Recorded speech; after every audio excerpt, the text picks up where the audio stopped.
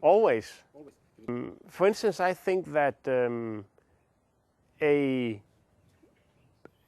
place in the market where you can do a very big difference in Denmark when it comes to the beauty of our landscapes, the fertility of the soil, the quality of life for animals and human beings, for biodiversity, and in the very end, we can do a big difference for the culture around milk production and cheese making.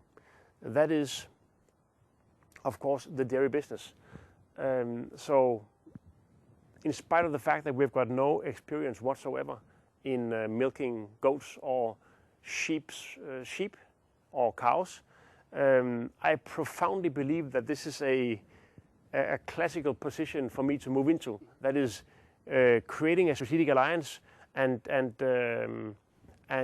creating a new culture around cheese making based upon unpasteurized milk and upon a totally different vision on how to administrate the soil and the animals. So, for instance, I might be in the course of wanting to make the best cow milk cheese in the world, a cheese which should communicate through its taste, a cheese that should communicate through its taste and through its story of origin, where it comes from. It should be unique and communicate to the world that this is a Danish cheese, just as the Crottin de Chavignol or the Fourme d'Ambert or other great French cheeses carry on their background. But this is certainly not because it is a very fruitful project in economic terms. So if I go into the dairy business, it is not because it has been voted for in the board as a very logical project of strategic importance in which we could earn a lot of money. So if I should follow the money, I should rather sell more to existing clients in the canteen company, for instance, or use my brand on new products that I don't feel anything for in my heart. The funny thing is that one of our key competences and that is perhaps one of my key competences, is that I'm pretty good at building up a new company on bare ground without losing money.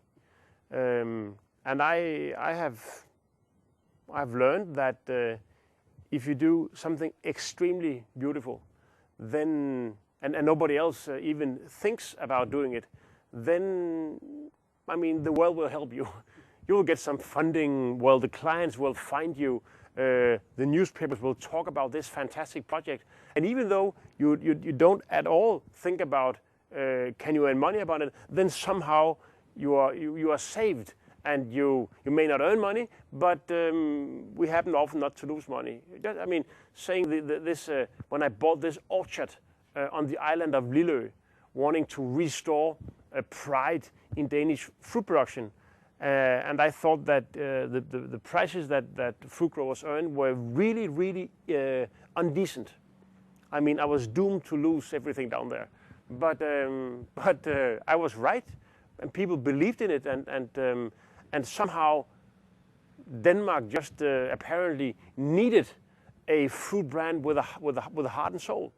And when it comes to our in our cookery school, we decided that even though there was no market for teaching children how to cook, we just wanted to do it because it was an obligation. How can you create a cookery school without thinking of the capabilities and the knowledge of future generations? And with my background, it was evident that we should teach children, but basically it would be losing money every day. But then suddenly sponsors called us and they said, couldn't we maybe fund this team? We think it's such a good idea. And also companies, they bought other products from the cookery school basically because they have read about us or because they really they sympathized with our ideas. So it is not so that that there is always conflicts between art and business. The conflict is more about where do I spend my time. So you may say that the company could grow at a quicker pace and earn more money in the short term if I was not so often seduced by new things in this food garden that could be more beautiful. But I mean, I don't care. I don't care about, I mean, we are a big company now with many employees and a pretty fine turnover, and I have never ever in my whole life wished to earn more money tomorrow than I did yesterday. So therefore I can navigate according to where I can earn a lot of money. That is not what I'm here for. It is evident that if I want to preserve my freedom, and if I want to preserve a position where it is me and not somebody else who decides what I'm gonna do, to what possibilities I will say yes and to which I will say no, then I have to be in charge of my economy. If I owe too much money away, if I become indebted, then just to preserve my family life, I might have to do things I don't wish to do. So that is the reason why I grow at a slow pace. When I start up a new business, I don't walk into the bank and say, could I lend 10 million Danish kroners? I always start, and I love to start in that way. Also because you get a more intimate relation to your product, your services, and your clients. If you start up in a very small way, slowly, being in dialogue with every little element of your business, rather than attacking Eastern Europe in 3 days.